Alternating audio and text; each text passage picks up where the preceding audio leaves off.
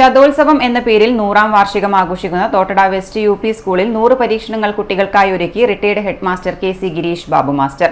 ഇന്നാരംഭിച്ച ശാസ്ത്ര പുരാവസ്തു കരകൗശല മേളയുടെ ഭാഗമായാണ് ഈ വിദ്യാലയത്തിലെ പ്രധാന അധ്യാപകനായി വിരമിച്ച KC ഗിരീഷ് ബാബു 100 കുട്ടികളെ പരിശീലിപ്പിച്ച് 100 ലഘു പരീക്ഷണങ്ങൾ അവതരിപ്പിച്ചത്.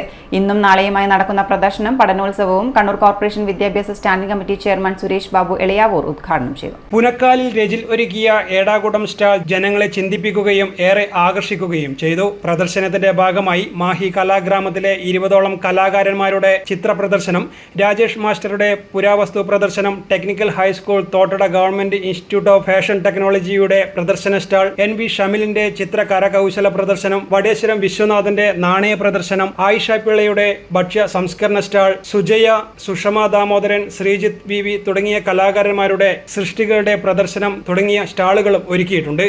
പ്രദർശനം ഞായറാഴ്ച സമാപിക്കും. നാളെ നടക്കുന്ന പൂർവ്വ വിദ്യാർത്ഥി സംഗമം KV സുമേഷ് MLA ഉദ്ഘാടനം ചെയ്യും. News desk city news.